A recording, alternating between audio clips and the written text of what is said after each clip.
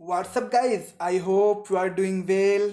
I am Maz. So dear students, आज हम discuss करेंगे बायोलॉजी क्लास 12 का चैप्टर 2 का पार्ट 2 जो है आपका sexual reproduction in flowering plants. जैसा कि गाइज हम पहले डिस्कस कर चुके हैं इसका पार्ट 1, जिसमें हम लोगों ने आपके जो रिप्रोडक्टिव ऑर्गन्स होते हैं किसी भी आपके फ्लावरिंग प्लांट में वो कौन कौन से होते हैं, उसमें मेल आपके जो पार्ट होते हैं, फीमेल पार्ट होते हैं, सबको डिस्कस कर चुके हैं। और उसके बाद हमने जो मेल गैमीट्स बनते हैं उनको भी डिस्कस कर लिया था। ओके गाइस, तो आज हम डिस्कस करेंगे फीमेल गैमीट्स का रिप्रोडक्शन, यानी फीमेल गैमीट्स कैसे प्रोड्यूस होते हैं, कैसे फॉर्मेशन होता है फीमेल गैमीट्स का इन आपका फ्लावरिंग प्लांट्स। ओके गाइस, सो आगे चलते हैं, स्टार्ट करते हैं। सबसे पहले ऐसा कि हम जानते हैं कि आपका जो कोई भी आपका जो सेक्सुअल रिप्रोडक्टिव प्लांट है उस या फ्लावरिंग प्लांट है, उसमें जो फीमेल गैमेट्स का या फीमेल जो रिप्रोडक्टिव पार्ट होता है वो क्या होता है, गाइनोसियम होता है। इसको पहले भी हम डिस्कस कर चुके हैं, ओके है ना गाइस। तो गाइनोसियम क्या होता है, फीमेल रिप्रोडक्टिव पार्ट होता है किसी भी फ्लावर का। ठीक, गाइनोसियम में क्या होता है, पिस्टल होते हैं। अब पिस्टल कैसे होते हैं, अगर सिंगल पिस्टल है किसी भी गाइनोसियम में, अगर सिंगल पिस्टल है तो क्या कहलाएगा, मोनोकार्पिलरी। क्या कहलाएगा, मोनोकार्पिलरी। सिंगल पिस्टल होंगे तो मोनोकार्पिलरी, और अगर सिंगल से ज़्यादा होंगे यानी मोर देन वन होगा तो क्या कहलाएगा, मल्टी कार्पिलरी। यानी दोनों हो सकता है, वन सिंगल पिस्टल भी हो सकता है और एक से ज़्यादा भी पिस्टल्स हो सकते हैं। अब ये डिपेंड करता है, अगर एक सिंगल होगा तो मोनोकार्पिलरी और अगर एक से ज़्यादा होंगे तो मल्टी कार्पिलरी। अब हम बात करते हैं पिस्टल। पिस्टल्स क्या हैं, या पिस्टल्स भी कह सकते हैं इसको, पिस्टल कुछ लोग कहते हैं, पिस्टल कहते हैं, उसमें कोई दिक्कत की बात नहीं है, आपको बस स्पेलिंग पता होनी चाहिए सही। तो पिस्टल आपका, पिस्टल क्या है आपका, ये क्या हो सकता है, ये एक से ज़्यादा भी हो सकते हैं और एक भी हो सकते हैं, इसको हम पहले डिस्कस कर चुके हैं। ये पिस्टल्स क्या हो सकते हैं, पिस्टल्स जो होते हैं अगर एक साथ फ्यूज़ होते हैं, क्या होते हैं, अगर एक साथ फ्यूज़ हैं तो उसे क्या कहलाया जाएगा, साइन कार्पस कहलाया जाएगा। ओके गाइस, और अगर फ्री होते हैं यानी जुड़े हुए एक साथ नहीं रहते हैं तो क्या कहलाएंगे, एपोकार्पस। इसको हम यहाँ पर डायग्राम में देख सकते हैं। इस डायग्राम में हम देखें, आपका ये जो क्या है साइनोकार्पस है, इसमें क्या है देखिए, पिस्टल्स एक दूसरे में अटैच हैं, सारे पिस्टल एक में अटैच हैं, साइनोकार्पस।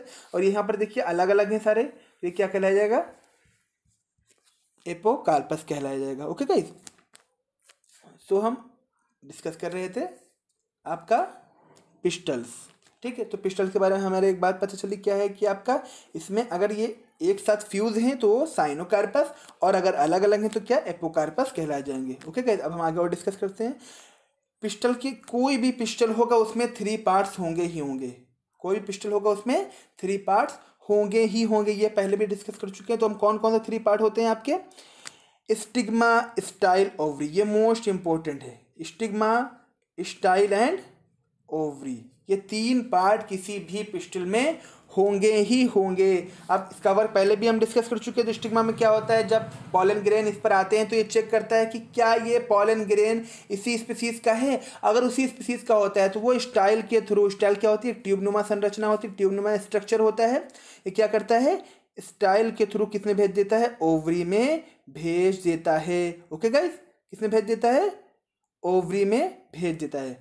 ठीक है गाइस, तो हम पिस्टल को हिंदी में स्त्री केसर कहते हैं। स्त्री मतलब नारी या लेडी, और केसर मतलब उसका पार्ट, उसका रिप्रोडक्टिव पार्ट। ओके गाइस, तो और स्टिग्मा क्या होता है, वर्तिकाग्र होता है, स्टाइल क्या होता है, वर्तिका होती है, ओवरी मतलब अंडाशय। ओके गाइस, सो हम यहाँ पर आपका जो स्टिग्मा होता है वो क्या होता है, हमने डिस्कस कर लिया कि आपका वो चेक करता है, लैंडिंग होता है, वहाँ लैंड होता है आपका पॉलन ग्रेन्स का, वो चेक करता है तो उसको स्टाइल के थ्रू आगे भेजता है, और वो अपना जब अगर वो स्टाइल के थ्रू आगे जाता है देन वहाँ पर फ्यूजन उसका कहाँ होता है, ओवरी में फ्यूजन होता है। ओके गाइस, अब जो इनसाइड एवरी ओवरी जो है, ओवरी के अंदर एक कैविटी होती है, उस कैविटी में प्लेसेंटा होता है। क्या होता है, प्लेसेंटा। प्लेसेंटा के बारे में आप पहले पढ़ चुके हैं।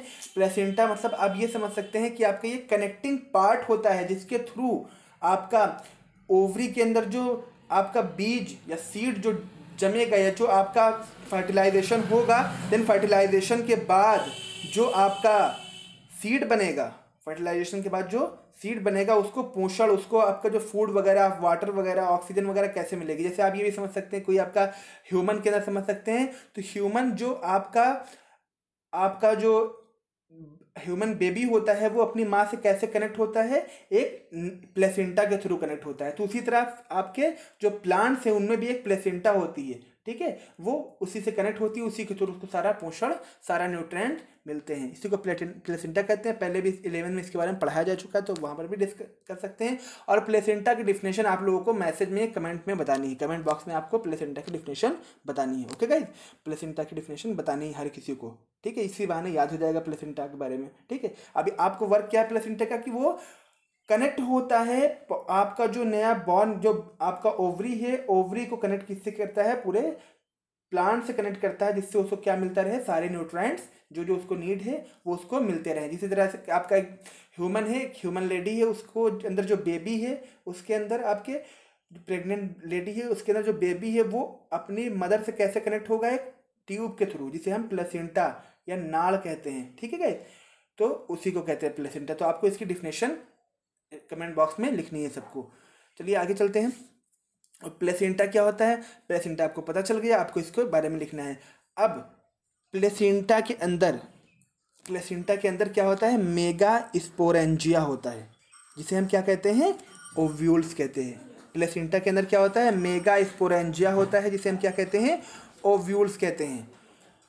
अब ये ओव्यूल्स जो हैं ये सिंगल भी हो सकते हैं और ज़्यादा भी हो सकते हैं। अगर हम सिंगल ओव्यूल्स की एग्जांपल की बात करें तो आपका जैसे वीट, आपका गेहूं है, आपका धान है, आपका आम है यानी मैंगो है, इन सब में क्या होता है, सिंगल ओव्यूल होते हैं। इसी तरह अगर हम बात करें पपाया की, वाटरमेलन की, इन सब में क्या होता है, आप खुद देखते हैं प्लेसेंट आपका क्या होता है, कई सारे ओव्यूल्स होते हैं, उसमें जो छोटे छोटे बीज होते हैं, ऐसे आम के अंदर गुठली होती है, ठीक है, वीट के अंदर भी एक आपका इसी तरह होता है, ठीक। इसी तरह आपका वाटरमेलन की अगर हम बात करें कितने ज़्यादा ब्लैक ब्लैक होते हैं, तो यही सब क्या है, ओव्यूल्स हैं, ठीक है गाइस। आई होप आपको ये क्लियर हो गया होगा। अगर आपने अभी तक चैनल को सब्सक्राइब नहीं किया तो चैनल को सब्सक्राइब कर दीजिए, और अगर लेक्चर पसंद आया तो लाइक कर दीजिए।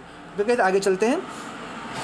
तो आपने ये देख लिया, आपने दीदी को आगे हम और डिस्कस करेंगे, तब उसके बारे में, ओव्यूल के बारे में डिटेल डिस्कस करते हैं। ये आपका ओव्यूल है, ये आपकी क्या है, ओव्यूल का स्ट्रक्चर है। इसके बारे में हम डिटेल से डिस्कस करते हैं। इसमें क्या कौन सा पार्ट होता है, हीलियम होता है, फ्यूनियल होता है, माइक्रोपाइल होता है, आपका माइक्रोपाइलर पोल होता है, आउटर इंटीगुमेंट होता है, इनर इंटीगुमेंट होता है, और न्यूक्लियस होता है, एम्ब्रियो सैक होता है, और कैजाल पोल होता है। ओके, तो इसके बारे में हम डिटेल से डिस्कस करते हैं।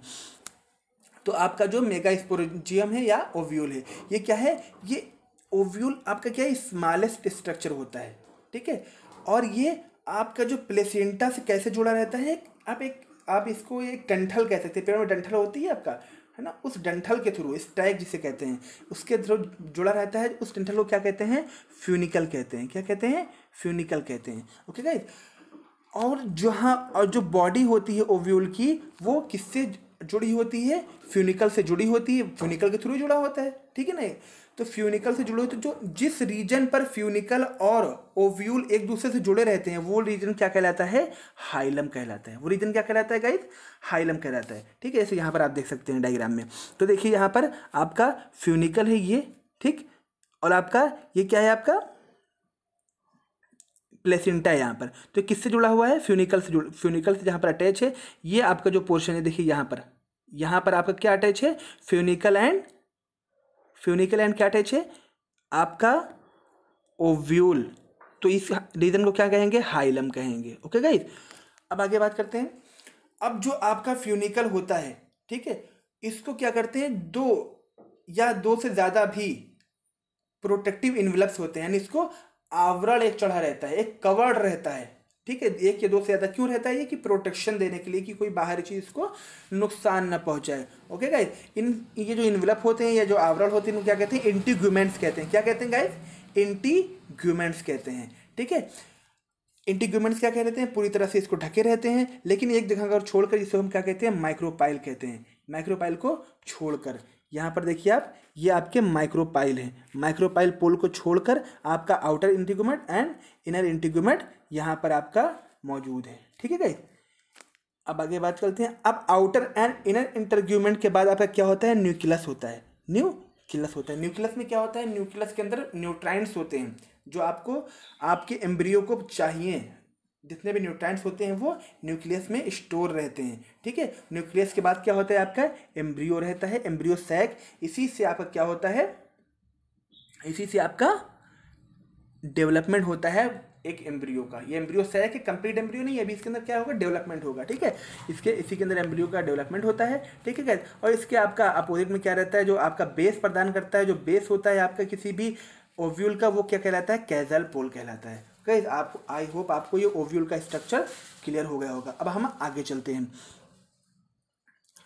तो आपका जो ओव्यूल है, ठीक है, ये ओव्यूल के अंदर जो एम्ब्रियो सैक होता है, इसी से क्या फॉर्म होता है, मेगा स्पोर फॉर्म होता है। जो एम्ब्रियो सैक होता है आपका, इसी से क्या फॉर्म होता है, मेगा स्पोर फॉर्म होता है। अब हम बात करते हैं ये मेगा स्पोर क्या है।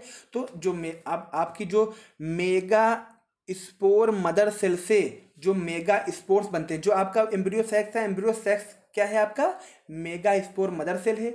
एम्ब्रियो सैक से क्या बनेगा, मेगा स्पोर्स बनेगा। तो मेगा स्पोर से यानी कि एम्ब्रियो सैक से एम्ब्रियो मेगा स्पोर्स बनने की जो प्रोसेस होती है, ये प्रोसेस क्या कहलाती है, मेगा स्पोरोजेनेसिस कहलाती है। Okay guys. ओव्यूल्स में क्या होता है, जनरली कई आपके अलग अलग मेगा सिंगल जनरली जो आपके जो single mega spore mother cells होती हैं वो डिवाइड होती हैं, ठीक है। वो डिवाइड होती हैं कहाँ पर, माइक्रोपाइलर रीजन पर। वो क्या होती हैं, डिवाइड होती हैं, ठीक है गाइस। और जो आपका ये सेल होती है, बड़ी सेल होती है, और इसके अंदर क्या होता है, साइटोप्लाज्म बहुत ज़्यादा भरा होता है। साइटोप्लाज्म पूरी तरह से डेंस मात्रा में रहता है, डेंस अमाउंट में रहता है। और उसके बाद क्या होता है, ये जो आपका मेगा स्पोर मदर सेल से इसका क्या होता है, मियोटिक डिवीजन होता है। आप जानते हैं मियोटिक डिवीजन में क्या होता है, एक सेल से 4 सेल्स, 4 डॉटर, एक मदर सेल से 4 डॉटर सेल्स जनरेट होती हैं, या 4 डॉटर सेल्स का फॉर्मेशन होता है। Okay guys. अब क्या होगा, आपके मेगा स्पोर से क्या बन जाएंगे, 4 मेगा स्पोर्स बन जाएंगे। बट फ्लावरिंग प्लांट की अगर हम बात करें, तो आपके जो 4 मेगा स्पोर बने हैं, इनमें से ओनली 1 मेगा स्पोर हो ऐसा होगा जो क्या करेगा, फंक्शनल होगा। बाकी सब क्या हो जाएंगे, डिजेनरेट हो जाते हैं। बाकी सारे क्या हो जाते हैं, डिजेनरेट हो जाते हैं।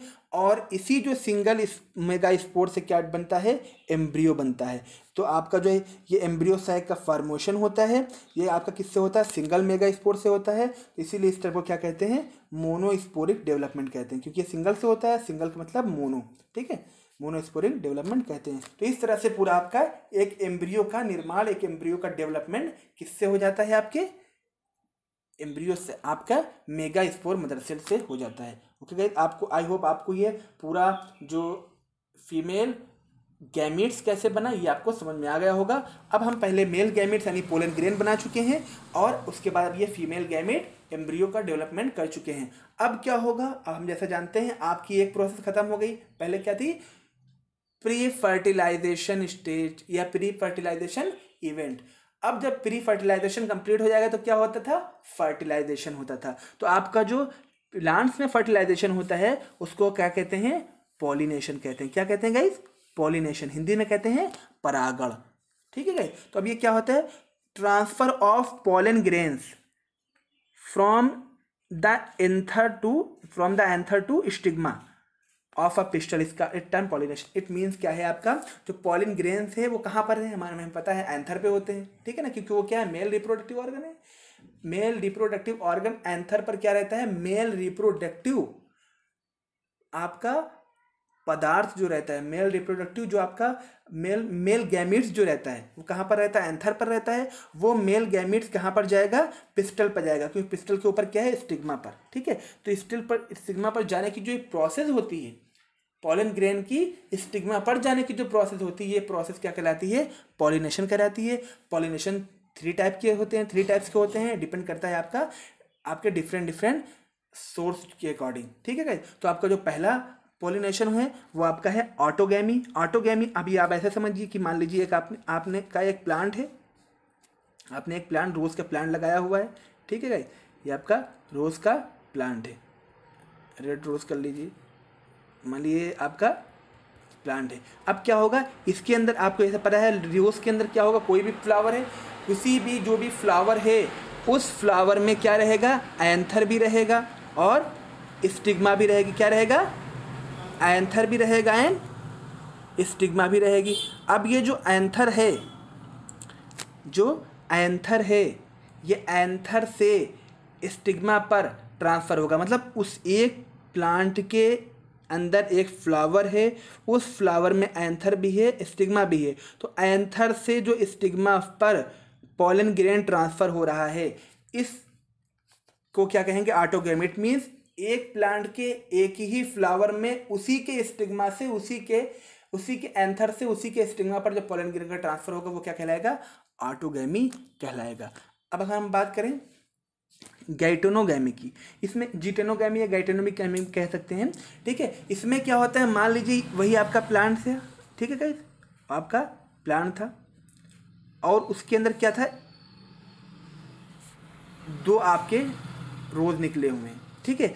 अब इस रोज के अंदर जो एंथर है, उस एंथर पे क्या होगा? पॉलन ग्रेन्स होंगे। उन पॉलन ग्रेन्स का दूसरे वाले रोज के स्टिग्मा पर जो ट्रांसफ़र है वो क्या कहलाएगा? गैइटेनोगैमी या जिटेनोगैमी कहलाएगा। ओके गाइस, इट मीन्स एक ही प्लांट के एक फ्लावर से दूसरे फ्लावर पर, लेकिन प्लांट क्या है? एक ही है, ठीक है गाइस। तो ये क्या कहलाएगा? जिटेनोगैमी। ये आपका सेम ही रहता है ऑटोगैमी की तरह, इसमें कोई आपका जेनेटिकल चेंजेस या आपका कोई चेंजेस नहीं आते हैं, क्योंकि आपका उसी प्लांट के उसी आपके दूसरे फ्लावर पे जा रहा है, तो इसलिए ऐसा कोई चेंजेस नहीं आएगा। पर अगर हम बात करें जीनोगैमी की, तो ये इंपॉर्टेंट है आपका, ठीक है गाइस। इसमें क्या होता है, एक प्लांट आपका, मान लीजिए आपका कई सारे आपके प्लांट्स हैं, प्लांट पे कैसा बन गया है ना गाइस, कई सारे प्लांट्स हैं आपके, ये जो बहुत सारे प्लांट्स हैं, इसके अंदर किसी एक प्लांट का किसी अदर दूसरे तीसरे या किसी भी अदर प्लांट के किसी एक प्लांट के एंथर का पॉलन ग्रेन किसी दूसरे प्लांट के स्टिग्मा पर जाना, ये क्या कहलाता है? ज़ाइनोगैमी कहलाता है। इट मीन्स क्या है? प्लांट, लेकिन प्लांट की स्पीसीज सेम रहेगी। मान लीजिए 10 प्लांट आपने रोज के लगाए हुए हैं, तो किसी मान लीजिए नंबर 1 वाले प्लांट जो है आपका, उसका जो पॉलन ग्रेन है वो नंबर 9 वाले पे आ गया, तो ये क्या कहलाएगा? ज़ीनोगैमी। लेकिन अगर नंबर 1 वाले का नंबर 1 पे ही आएगा, नंबर 1 वाले में आपका एक रोज निकला है और उसी रोज पे जा रहा है, तो आपका क्या कहलाएगा? ऑटोगैमी। लेकिन उसके अंदर अगर 2 फ्लावर निकले हैं, तो नंबर 1 वाले का 2 फ्लावर निकले, तो एक फ्लावर से दूसरे वाले पे क्या कहलाएगा? आपका गिटेनोगैमी। और अगर आपका एक से किसी और अदर प्लांट में जा रहा है, तो क्या कहलाएगा? ज़ीनोगैमी। लेकिन सब में क्या है आपका? प्लांट का स्पीसीज सेम होनी चाहिए। तो आपका जो ज़ीनोगैमी, इसके अंदर हम आपका इससे समझ सकते हैं, आपका जो होता है इसके अंदर बहुत सारे जो करवाया जाता है, इसके अंदर आप ये भी करवा सकते हैं, मान लीजिए बहुत सारी नई स्पीसीज या नई वैरायटी स्पीसीज की बना लेते हैं। जैसे आपने एक रेड रोज़ लिया, ठीक है, और आपने क्या लिया, आपका ब्लैक रोज़ ले लिया है, किसी और कलर का रोज़ ले लिया, उसका आप करवा दिया, ठीक है गाइस। प्लांट पॉलिनेशन क्या होगा? नई तरह का कलर का आपका रोज़ निकलने लगेगा। इसी तरह इसी जो है मेथड से बहुत सारे स्पीसीज जनरेट की जाती है, बहुत सारी स्पीसीज की वैरायटीज़ जनरेट की जाती हैं। ओके गाइस, अब हम बात करेंगे एजेंट्स ऑफ पॉलिनेशन। क्या बात करेंगे? एजेंट्स ऑफ, मतलब क्या, ये पॉलिनेशन देखा कि हम ये जा रहे हैं एक जगह से दूसरी जगह, भाई तो ये एक जगह से दूसरी जगह जाने के लिए कोई ना कोई एजेंट चाहिए इनको ना। कैसे जाएंगे एक जगह से दूसरी जगह? एक जगह से दूसरी जगह जाने के लिए इनको क्या चाहिए? कोई ना कोई एजेंट चाहिए। तो इसके अंदर बेसिकली 2 एजेंट्स होते हैं। एक बायोटिक एजेंट होता है जैसे विंड एंड वाटर, एंड दूसरा क्या होता है? बायोटिक एजेंट, लाइक एनिमल्स या ह्यूमंस भी हो सकते हैं, ठीक है गाइस। तो अगर हम बात करें, ज़्यादातर जो होता है वो बायोटिक एजेंट्स के थ्रू ही होता है, बहुत कम ऐसा होता है जो विंड एंड वाटर के थ्रू ही जाते हैं। अगर हम बात करें विंड के थ्रू, तो बहुत कम आपका, जैसे वही आपका जो विंड के थ्रू जो पॉलिनेशन होगा, उसके अंदर क्या होना चाहिए कि उसके जो पॉलन ग्रेन से बहुत ही लाइट होने चाहिए, क्योंकि तभी विंड के थ्रू जा पाएंगे। और वो जो आपके क्या होने चाहिए? नॉन स्टिकी होने चाहिए, वरना अगर वो स्टिकी रहेंगे, चिपके हुए रहेंगे अगर आपका प्लांट के अंदर से, तो वो जा ही नहीं पाएंगे विंड के थ्रू, ठीक है। तो नॉन स्टिकी होने चाहिए और बहुत ही हल्के होने चाहिए। और आपका जो वाटर के थ्रू आपका पॉलिनेशन होता है, वो किसके थ्रू कैसे होता है? वो आपका ओनली वाटर जो आपके प्लांट्स है, लाइक एल्गी हो गया, लाइक आपका ब्रायोफाइट्स हो गए, टेरिडोफाइट्स हो गए, इनके थ्रू जो इन प्लांट्स में जो आपका पॉलिनेशन होता है, वो आपके किसके थ्रू कैसे होता है? वाटर के थ्रू होता है। बाकी आपके जितने भी प्लांट्स हैं, उन सब में क्या होता है? बायोटिक एजेंट्स होते हैं। कैसे? आपके फ्लाइज हो गई, आपकी बटरफ्लाइज हो गई, आपकी बर्ड्स हो गई, ठीक है। ये सब क्या करती हैं, आपका उस पर बैठी तो उसमें उनके अंदर पॉलन ग्रेन लग गया, इससे आपके बटरफ्लाइज वगैरह हो गए, उसके पॉलन ग्रेन उठा कर ले जाकर उस पर रख दिया। इन सब में जो क्यों ऐसा होता है, क्योंकि ये इनको अपनी तरफ आकर्षित करते हैं, अट्रैक्ट करते हैं। कैसे? क्योंकि इनके ऊपर बहुत अच्छे से कलर लगे होते हैं, उनके जो पॉलन ग्रेन्स होते हैं, कलर होते हैं, उनको उठाकर वो उस पर लेके गए, उधर ला कर रख दिया। आपकी बर्ड्स उस पर बैठी और बर्ड्स के पैर में लग गया, उनकी चोंच में लग गया, वो ले जाकर आपका इस फूल का उस फूल में, इस फ्लावर का उस फ्लावर में ट्रांसफ़र कर दिया। इसी तरह अगर ह्यूमन की बात करें तो आपका ऐसे हाथ आपने लगाया, किसी बहुत सारे प्लांट लगे हुए, अब हाथ से आपके लग के एक फ्लावर के दूसरे फ्लावर में चला गया, दूसरे फ्लावर का तीसरे फ्लावर में चला गया। इसी तरह अगर हम बात करें, जैसे मूवीज़ वगैरह में देखा होगा, अगर सॉन्ग्स वगैरह में आपका जो है सरसों के खेत में जो है दुपट्टा लहराते हुए, तो पूरा आपका कितने ज़्यादा का मतलब देख रहे हैं, अगर वो आपका ये देख सकते हैं कितना ज़्यादा पॉलिनेशन हो रहा है, एक का दूसरे में, दूसरे का तीसरे में, चौथे का पांचवें में, इस तरह से पॉलिनेशन। तो इस तरह से पॉलिनेशन आपका सबसे ज़्यादा जो होता है वो आपका किसके अंदर होता है, वो आपका बायोटिक एजेंट्स के थ्रू सबसे ज़्यादा पॉलिनेशन होता है। सो आई होप आपको ये पूरी प्रोसेस समझ में आई होगी। फिर भी अगर कोई प्रॉब्लम होती है, कोई आपको सजेशन देना है, तो आप कमेंट बॉक्स में दे सकते हैं या मैसेज में बता सकते हैं। अगर आपको कोई प्रॉब्लम हो, कन्फ्यूज़न हो, तो उसको भी क्लियर कर सकते हैं। Thank you so much.